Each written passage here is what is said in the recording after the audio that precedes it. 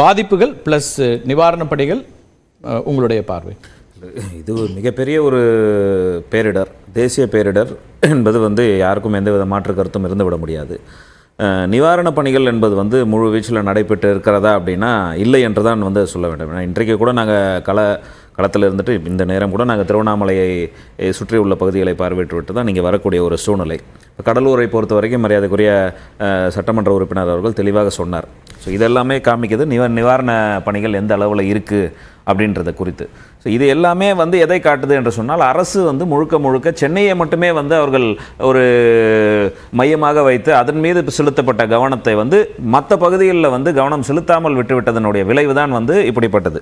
உதாரணத்துக்கு சொல்லணும்னா, சாத்தனூர் அணையிலிருந்து நீர் வெளியேற்ற அதிகமான நீர் வரத்து இருக்கும்னு சென்ட்ரல் வாட்டர் போர்ட் கமிஷன் 29ஆம் தேதியே உங்களுக்கான அறிவுறுத்தலை கொடுத்துருக்கு.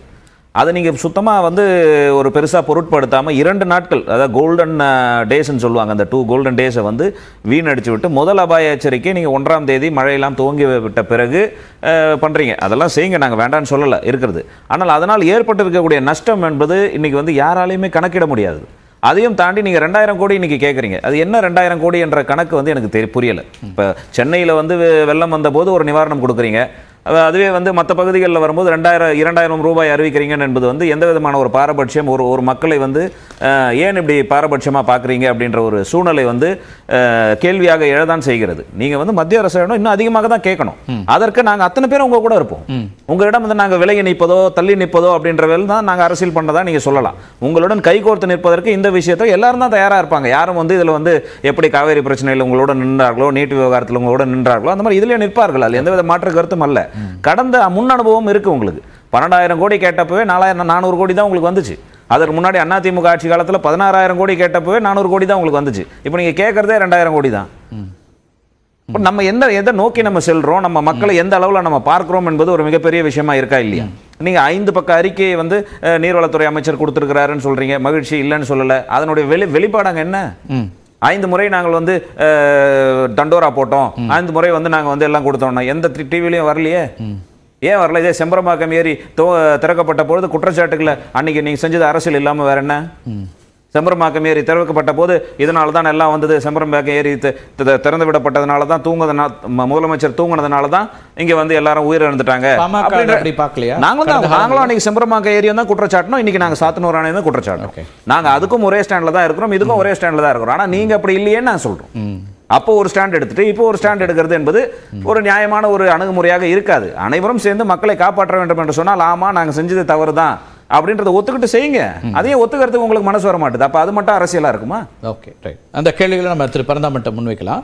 ஆனா ஒரு விஷயம் என்ன இருக்குன்னா, எந்த தொலைக்காட்சியிலும் வரல நீங்க. நாம அதை முதல் நாள் வெளியிட்டு நான் வெளியிட்ட வரைக்கும் சொல்றேன். சாத்தனூர் டேமுக்கு அவர்கள் எந்த தேதியில் வெளியிட்டார்கள் நீங்க கேட்கிற கேள்வி நியாயமான. ரிலீஸே உங்களுக்கு எப்ப வருது? பிரஸ் ரிலீஸே மழை துவங்கிய பிறகு 5வது முறையாக உங்களுக்கு வெளியிடுறாங்க பாருங்க. அப்பதான் பிரஸ் ரிலீஸே வருது. அது 4 மணி அளவுக்கு தான் காலையில வருது. அதற்கு பிறகு தான் நீங்க கொடுக்குறீங்க. அப்பலாம் தூங்கப்பட்டு கணேஷ், அது ஒரு 4 இதழ் பார்த்து நீங்க சொல்றீங்க. பிரஸ் ரிலீஸ் 3வது 4வதுலாம் வந்துருச்சு. நம்ம அடிப்படையில் சொல்றேன், நாங்க வெளியிட்டு இருக்கோம். என்னென்ன அதான் முதல் நாள். ஆனால் அதுல எனக்கு ஒரு கேள்வி பரந்தாமன் இருக்கு, அதை நான் கேட்கிறேன். அது என்னன்னா, எவ்வளவு அளவீடு என்பதுல சிக்கல் இருக்கு. அது நம்ம பேசுவோம். அது ஆனா வெளியிடவே இல்லைன்னு இல்ல, வெளியிட்டிருக்காங்க. நான் சொல்றேன் இல்லையா, வெளியிட்டதுன்னு தான் சொல்றேன் இல்லைங்களா, நான் இல்லைன்னு சொல்லல. இப்ப செம்பரம்பாக்கம் ஏரி தோக்குறீங்கன்னா காலையில 5:30 மணிக்கு முதல்ல பிரேக்கிங் சாத்தனூர். ஏன்னா செம்பரம்பாக்கம் அளவுக்கு சாத்தனூர் கவலையோட தான் வெளியிட்டேன். என்னோட கேள்வி நீங்க உள்வாங்கிக்கல. நான் மீண்டும் சொல்லுது, இப்ப செம்பரம்பாக்கம் ஏரி திறக்கிறோம்னா அதிக அளவு திறக்கப்பட போகிறது, கரையோர மக்கள் வெளியேறுங்கள், கரையோர மக்கள் பாதுகாப்பு இருங்கள் அப்படின்ற அறிவிப்புலாம் வரும்ல. அது சாத்தனூர் அணையில இருந்து வரக்கூடிய இடத்துல எங்குமே இல்லையே. திடீர்னு ஒரு நைட்ல 1,60,60,000 கண்ணாடி ஒரே அடியாக திறந்ததனுடைய விளைவு தானே இது. இன்னைக்கு வரக்கூடியது இன்னைக்கு 60,000 கண்ணாடியாக குறைஞ்சிருக்கு. அதனால கொஞ்சம் நீர் வடியுது. ஓகே, இதுதான் பிரச்சனை. தண்டோரா கொண்டு போய் சேட்டலைட் போட்டு டிவி போட்டு உலகம் ஃபுல்லா காட்டுறதுல பிரயோஜனம் இல்லை. உலகம் ஃபுல்லா விழிப்புணர்வு வர்றது அவசியம் கிடையாது. அந்த கரையோர இருக்கிற மக்களுக்கு விழிப்புணர்வு கொண்டு போய் பாதுகாக்கிறது தான் முக்கியமே தவிர உலகம் ஃபுல்லா லைட் போட்டு வெளிச்சம் போட்டு சேட்டலைட் டிவியில் காட்டுறது அவசியம் கிடையாது. தண்டோரா போடலன்னு தான் போராட்டம் நடக்குது. உங்க அமைச்சர்கள் போகும்போதே தண்டோரா போடலன்னு தான் சண்டை நடக்குது. அதுதான் நீங்க பாருங்க அப்படின்னு சொல்றேன். பொதுமக்கள் என்ற பேர்ல சில அரசியல் கட்சியுடைய பிரதிநிதிகள் சில கோரிக்கைகளை வைத்து அந்த பொதுமக்களுடைய போராட்டங்களாக நடக்கும். சார், அதாவது 4 அனௌன்ஸ்மெண்ட் மீடியா கொடுக்கப்பட்டிருக்கு. மாற்றுக்கருத்து கூட சேர்த்து ஒன்று சொல்றேன். அனௌன்ஸ்மெண்ட் கொடுக்கப்பட்ட பிறகு 30,000 கண்ணாடி நீர்வரத்து வரும்போது நீங்க 15,000 கண்ணாடி தான் வெளியேற்றுறீங்க. வரத்து அதிகமாக இருக்கும் பொழுது அதுதான் பிரச்சனைன்ற. உங்களுக்கு இவ்வளவு அலர்ட் கொடுத்திருக்காங்க. சிடபிள்யூசி சென்ட்ரல் வாட்டர் கமிஷன் வந்து அதிகமான இன்ஃப்ளோ இருக்கும்னு 2 நாளைக்கு முன்னாடி சொன்னபோது கூட நீங்க வந்து 30,000 கண்ணாடி இருக்கும்போது 50%, அப்ப 1,60,000 கண்ணாடி இருக்கும்போது பண்ண வேண்டிய 50 சென்டிமீட்டர் மழைங்கிறது வரல அலர்ட்ங்கறார். அதனால அந்த திட்டமிடல ஒரு விஷயம் நீங்க நல்லா புரிஞ்சுக்கணும்.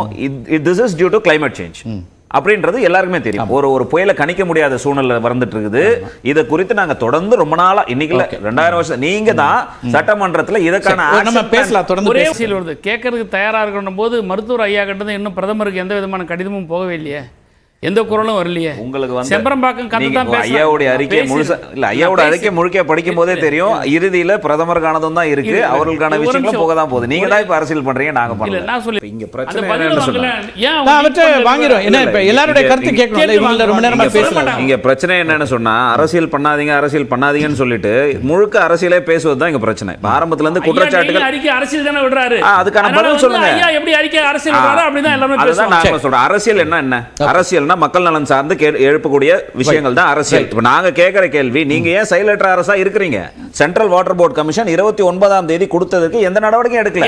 1ஆம் தேதி பாருங்க, நான் உங்களுக்கு கிளீனா சொல்றேன். Central water board commission Thenpennai ஆற்றுல இவ்வளவு வெள்ளம் சொல்லி சாத்தனூர் டோருக்கு நான் கொடுக்கிறேன் சார். சென்ட்ரல் நான் உங்களுக்கு தரேன் சார், நீங்க எடுங்க, நான் தரேன், எடுங்க. 50 சென்டிமீட்டர் மழை பெய்யும் சொல்லிருக்காங்க சார். நான் கேக்குறேன் 50 சென்டிமீட்டர் மழை பெய்யும் சொல்லிருக்காங்க. நீங்க 60 உங்களுக்கு ஏத்த மாதிரி நீங்க வந்து மழை மாத்தாதீங்க. உங்களுக்கு ஏத்த மாதிரி நீங்க மடை மாத்தாதீங்க. நான் கேக்குற கேள்விக்கு கேட்க விடுங்க சார். கேள்வியே கேட்க விடாம நீங்க பதில் சொல்லுங்க சொல்றாரு. 29ஆம் தேதி அரசாங்கம் தூங்கிட்டு இருந்ததா? ஆமா, அதுதான் சொல்றேன். தூங்கிட்டு தான் சொல்றேன். தூங்கிட்டு தான் சொல்றேன். வச்சு ஏடிஎம்கே கவர்மெண்ட் மாதிரி தூங்கிட்டு செம்பரம்பாக்கத்தை திறந்து விட்டோமா? ஒண்ணுமே கிடையாது. ஏடிஎம்கே தூங்கிட்டு கோட்டை விட்டாங்க, நீங்க மூச்சிட்டு இருந்தே கோட்டை விட்டீங்க. அவ்வளவுதான் வித்தியாசம். நீங்க மூச்சிட்டு இருந்தே கோட்டை விட்டீங்க. வாட்டர் ரிலீஸ் வந்து நடந்திருக்கு. இன்னைக்கு பாதிப்பு இருக்கா இல்லையா? இன்னைக்கு பாதிப்பு இருக்கா இல்லையா? நான் கேட்க சொல்லுங்க சார்.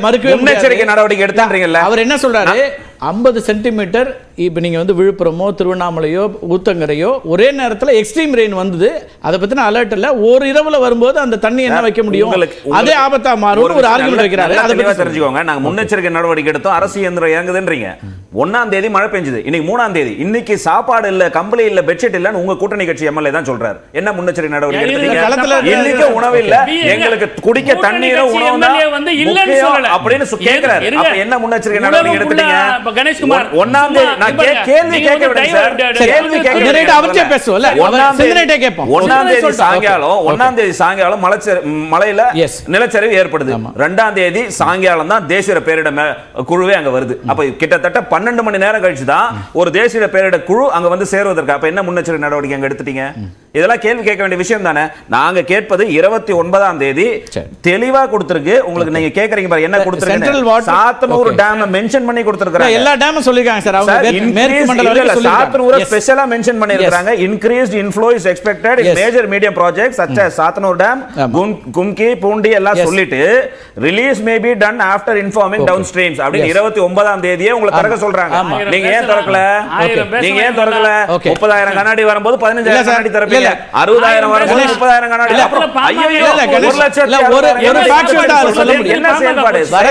என்ன சாப்பாடு போட்டல எடுத்து பாமக ரோட்டுக்கு போய் கொடுத்துட்டு வந்து பேசுறாங்க. அது வேற அரசாங்க பொறுப்பு.